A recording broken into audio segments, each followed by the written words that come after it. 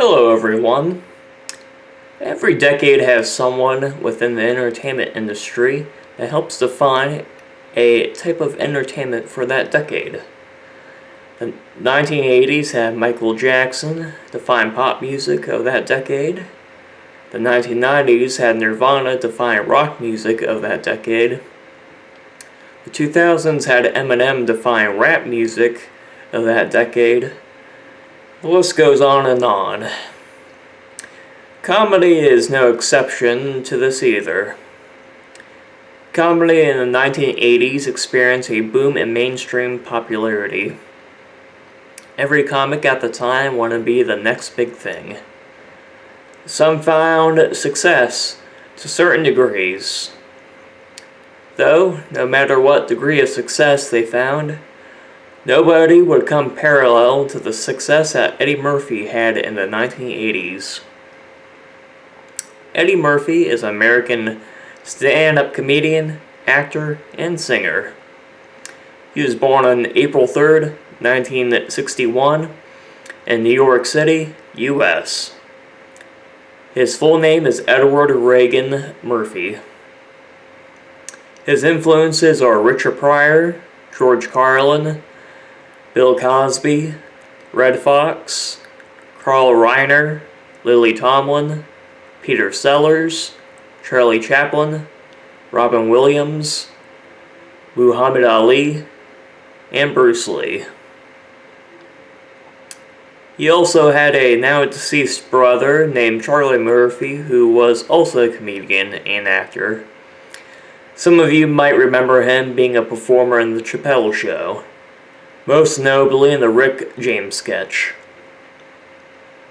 Murphy's comedy often involves Black American culture, race relations, racism, marriage, sex, everyday life, and pop culture.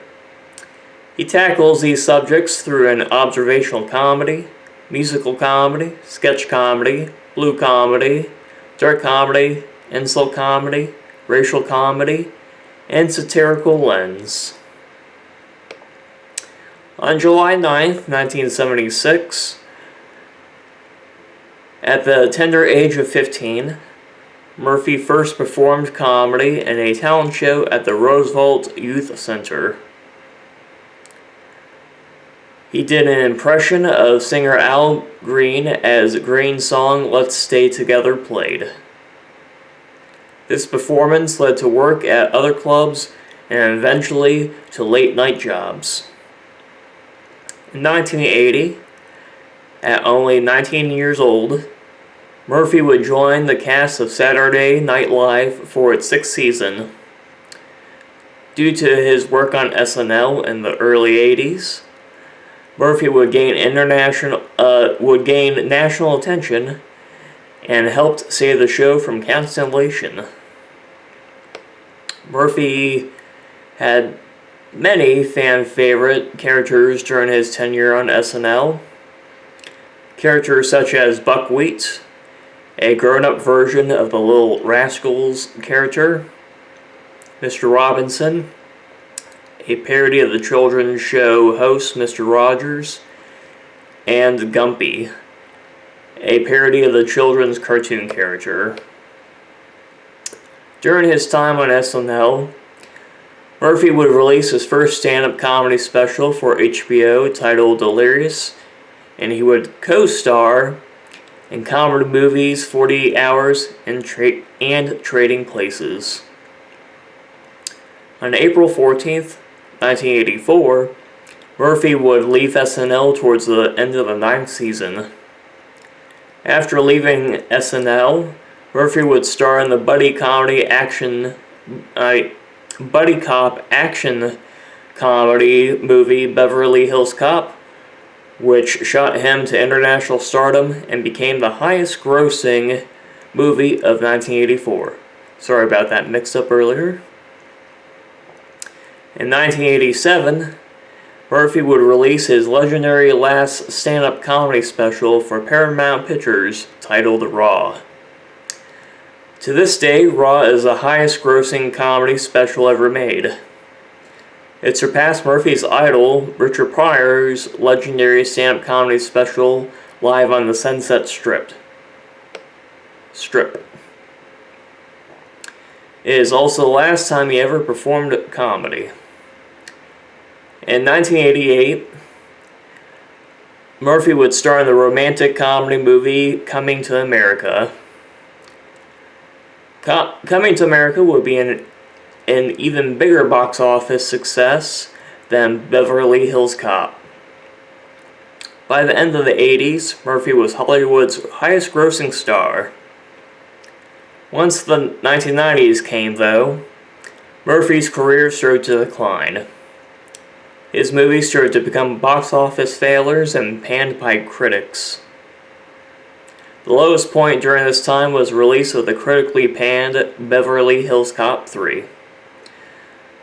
However, the most famous moment during this period happened on December 9th, 1995, when David Spade joked about Murphy's declining career on SNL. This moment famously made Murphy not want to associate with an SNL for 2 decades. He has since reconciled with David Spade as well, but I digress. The ball would start rolling for Murphy's career again when he appeared in the 1996 remake of The Nutty Professor. He would then follow the success of that movie with a string of successful family-friendly movies in the late 90s and early 2000s, with the Shrek series being the most successful movie series he's ever been in. Murphy would continue to have successful movies as the years went by. In February of 2015, he would briefly attend the Saturday Night Live 40th Anniversary Special, in which he was introduced by Chris Rock in a special tribute to him. This was met with a standing ovation from the crowd of comedians and stars. On October 15th of that year, he would be awarded the Mark Twain Prize for American Humor at the Kennedy Center in Washington, D.C. On December 22nd, 2019, Murphy hosted SNL for the first time since 1984. He would reprise many of his fan-favorite characters. His appearance in this episode received critical acclaim from critics and audiences alike. It became the highest watched episode since Tina Fey played Sarah Palin in 2008. Well, that's all I got to say about Eddie Murphy. I could talk more about other movies he came out with in the past 5 years or so. And even the movies he's supposed to come out with in the next few years. Hell, I could even talk about if he's ever going to do stand-up again, but I decided to end it here. End it there, since SNL started his entire career. Well, if you like this video and want more like it, then like it, share it, and subscribe to my channel. Bye.